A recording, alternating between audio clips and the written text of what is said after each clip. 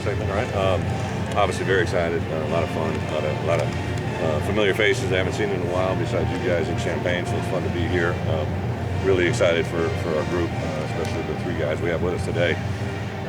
One update I was going to give, I know it means more to the local media than Mark Montesir, who obviously is a good player that had been on the defense side of the ball. He's actually taken a medical, so I want to give this opportunity to give him that. We'll put up more of a release from him, but that is the only roster change really that's a difference right now. And the thing that we're all excited about, locally you guys have got a big beat on it.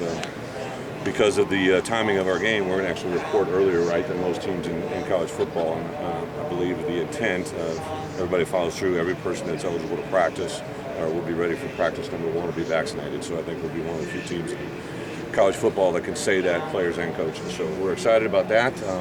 Excited about a lot of different things, but I figured let's open up for questions that you guys have. From a roster standpoint, Brett, like Casey Washington, can you talk about what in that process and so having him back? I knew that Mark was the only one that wasn't announced, right? So Casey, when I first got here, I had a lot of conversations. Josh did try to get him to stay, but he obviously kind of made some decisions and made a transition to another school. Really, I don't know exactly how it happened, but I was in contact with him that he was interested in coming back after he got back in the transfer portal. But I knew that by NCAA rule he'd be ineligible, right, coming back. So didn't know exactly how that played out. We had discussions with our administration, with particularly our compliance office that put forward a waiver. At some point, we made a decision. Listen, we're going to go back and let Casey. I gave him an opportunity to come back on the team.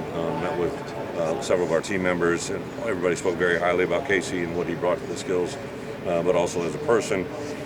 So we made a decision to bring him back as a player, and then it was still in a holding pattern. And we got notification yesterday that the NCAA gave him the full clearance to be immediately eligible, which was kind of a neat conversation, a way to break it to him. Gio and I brought him in my office and kind of gave him a moment's pause, and it was just fun to see his reaction, how much it means to him. So I think, a lot of times in life, you've heard me say it many times, you define more by moments of adversity than success, and he's definitely been through some adversity, so to have him on our roster is a huge blessing. You mentioned everyone's vaccinated. What day do you guys intend to start? We will actually report on the 1st, all right? And then by NCAA rules, you have X number of days to practice, so we'll start our first practice on that Monday, the 2nd. Did you have to sell that to people, or how did you guys get to that? To what? To the all vaccine. Obviously the players that were from last year had gone through everything they had gone through, and I wasn't part of that. So I've really kind of remained on the outside looking in. As coaches, we got vaccinated or had the opportunity to be vaccinated, and then I think the overriding, independent of what your thoughts are, if you were involved in contact tracing, that takes you out of the building for an extended period of time. And I think that was the driving force for a lot of our coaches and players is you didn't want to be removed. We all don't want to get it, right? As soon as we hear the word, nobody wants to have that happen. But the fact that there are so many players' lives that were affected when they were involved in tracing and didn't have it, we had guys miss 3-4 weeks in a row just because they were constantly involved in tracing. Same way with coaches. So that's probably the driving force more than anything. We didn't mandate, we didn't require. Let it be their decision, and obviously that decision only. Brett, I know last year you weren't involved in the college game when the season started, but it's a lot different this year with things getting more back to normal. What do you assess as going into training camp as the underlying factor this year as opposed to last year? Well, as it was brought up, right, there's some certain rules in the NCAA now, so we can't actually have pads on until day 6. We won't actually have our full first padded practice till that Saturday. We'll have our first scrimmage that following Monday, right? So in between there, we'll have a day off on that Sunday. So there's some logistical things. I get it. The outside world thinks it is a big deal, but they're really more NFL-driven practice rules than anything when I'm looking at it. X number of padded practices, X number of half-pack, X number of spiders, only practice a certain amount of time, certain things you can't do, certain drills you can't do. That's been my world the last 3 years. So probably a unique advantage that I have bringing that in, but also, over time, there's some things that have changed, in college football. And then for me, even just simple rules, right? Things that you guys probably have caught on. I'm really big on situational football and knowing the rules, knowing the game.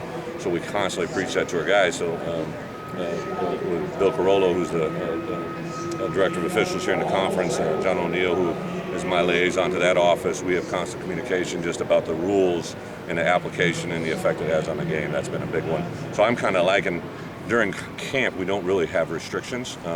as far as time allotments. So we have certain things and guidelines, but it's a lot of football consumed in every day. They're basically walking in the building at 6 in the morning and out the building at almost 10 o'clock at night. So there's a lot of great football. Coach, you talked a lot about having super seniors.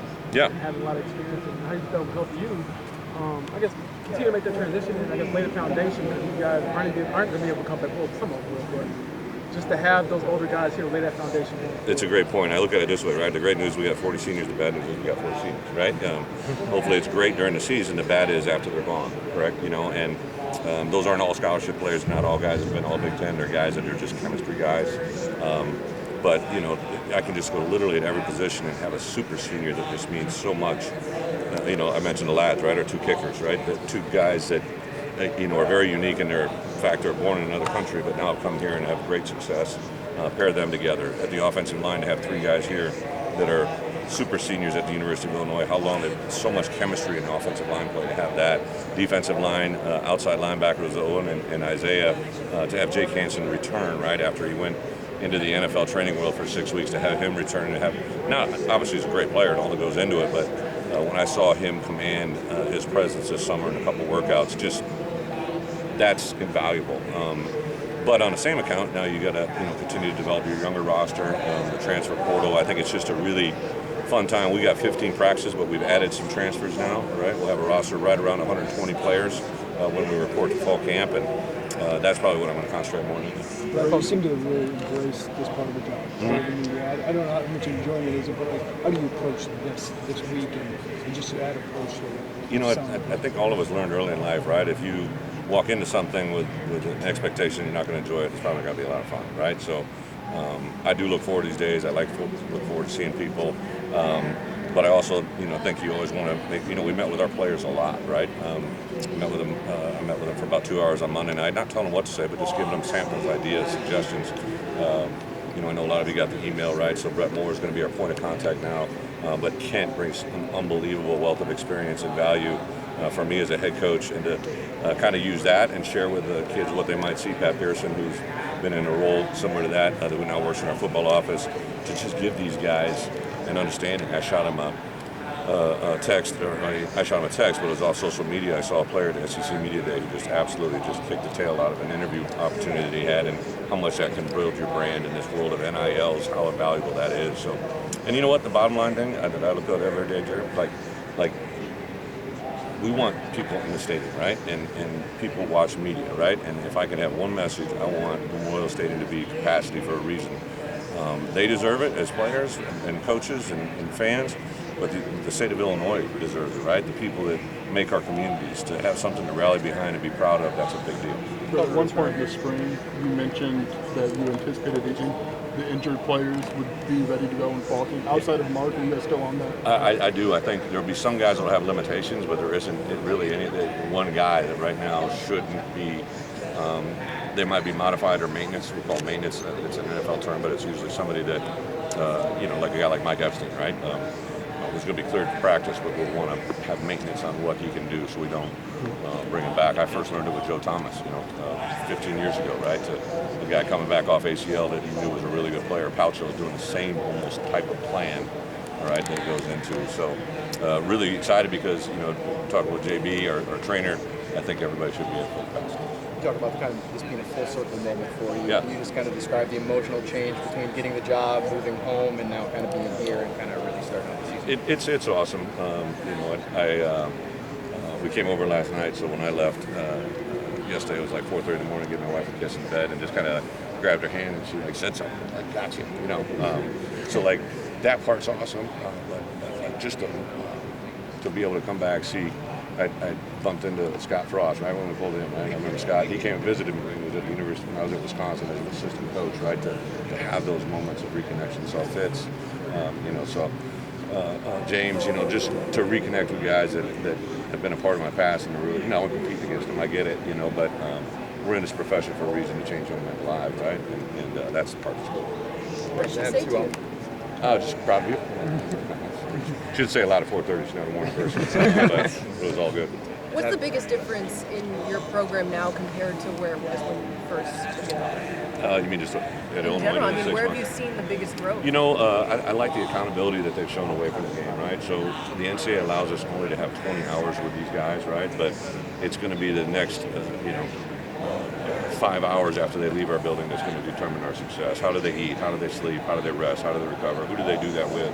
How are they spending their time? What do they do on our day off? Like all this accountability that I don't think they'd ever really thought about. And to see, I'll come over on a Sunday afternoon with my daughter, like maybe run around, and I'll see 20 guys in the building, and I'm just like, I think that speaks volumes of who they are. So I think that part away from the game. Now they've done really good in the classroom. We've set another academic standard that is really high. The way they've handled everything from the academics to COVID, all that stuff has been really positive. Right, you guys. So last question here, Two guys. big guys, obviously representing here in Indy, but how much of a luxury is it to have that offensive line stability, to have that be one of the So strengths? 3 big guys, right? OC's Yeah, pretty well, big the as well. offensive line, yeah, pretty big. We hopped in the car last night and I realized I probably should have had a bigger car. But You all spaced together? Yeah, we did. I was driving, had OC in the seat next to me, and V and Kramer in the back, and Pat was in the shotgun way back. But the part that I believe in is, right, things are going to be won, right? Like, believe me, it's not going to be the offense you've seen me run in the past. It's going to be something similar to what you kind of saw in the spring game, but it's going to be won on how we play up front. And I wanted our guys to know that I take 3 guys, and I use this in recruiting, right? Like, I'm going to bring big people with me because that's the way games are won. Not saying that I'm not going to bring a quarterback or a wide receiver or a DB at some point, but especially out of the gate here, I think these guys represent, and since I got here, right, Del Kramer was literally one of the first guys to tell me, Coach, I'm in. And V-Low was 10 minutes later, and Boucho was 5 minutes after that, and OC kind of had to massage and get through, but I thought those guys represented what, to your point, what we are since I've come, right? And I meant this earlier. I said it in front of the media, national media there, like, Lovey did a really nice job recruiting a group of guys. Obviously, no one was happy with how things played out, but those kids care about Illinois. They could have went to other places. I think they want to represent it. The number one driving force for them is they feel that they want to leave this place better than when they got here. And I think that's the big. All right, that's it, guys. Thank you. Thank you.